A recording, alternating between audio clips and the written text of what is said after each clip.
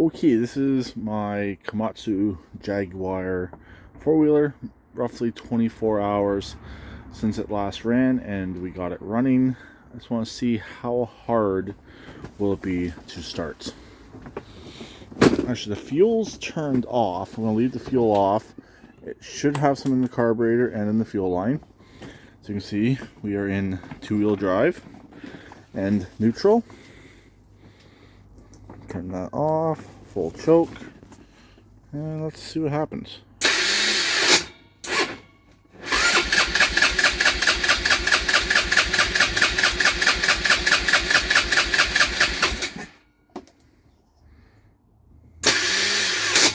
That starter definitely needs to be done.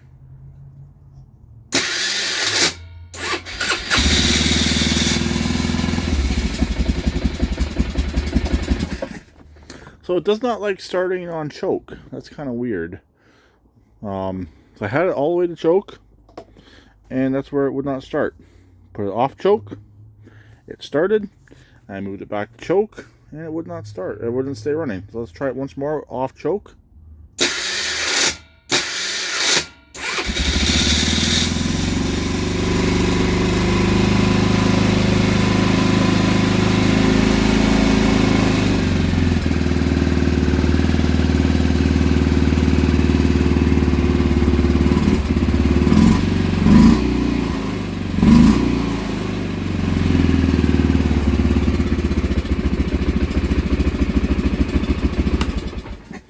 Okay, so there we go. I'm not going to let it run for too long. There's no need to.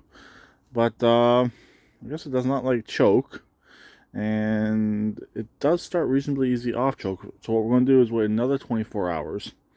We will try it again and see how it reacts. Probably have to turn the fuel back on that next time. Won't be a big deal. So on the gauge cluster, the odometer does not work. Fuel gauge does not work. Temperature gauge works, and obviously all of the lights. But one other thing I figured out when I did the first video of this, I was able to switch it over into four-wheel drive without diff lock. The next one is four-wheel drive with diff lock, so it's locking the differential when it's going over. I'll show you the lights.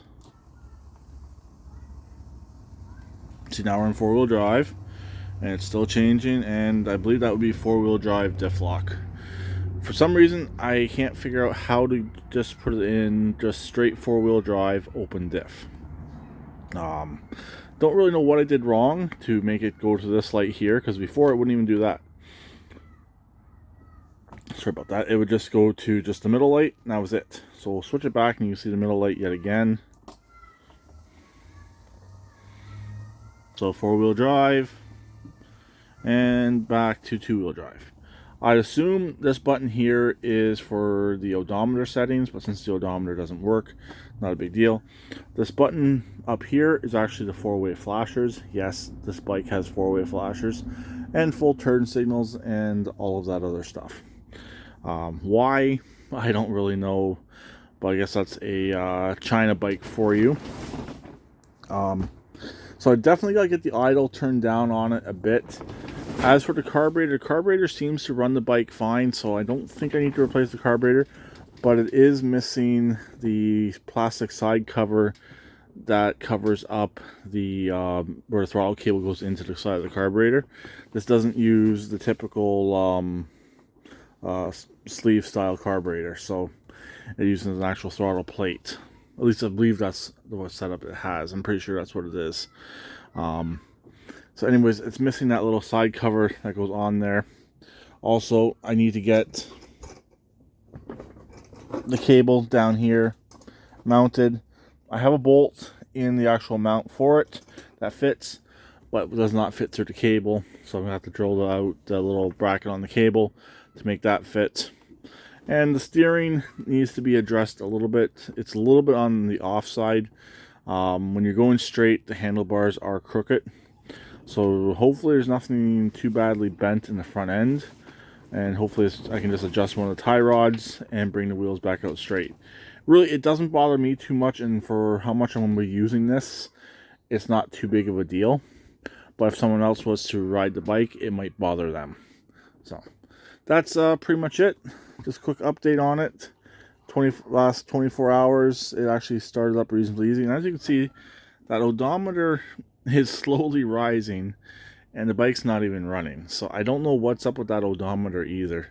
I'm assuming it's electronic, so maybe there's an issue with the sending unit that it runs it.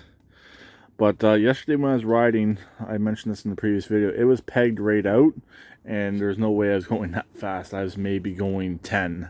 I'm respectful when I'm riding the bike around my neighborhood. So anyways, when we shut it off, the gauge drops all the way back down. When you turn it on, it goes up, it's going all the way back up again.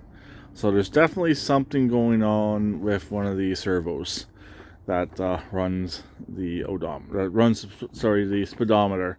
Yes, the odometer is in here, or it's something to do with the odometer not working and screwing up the speedometer. Who knows? But there we go. Done for right now. I'll talk to them later. Please keep it redneck like always, and please subscribe and comment.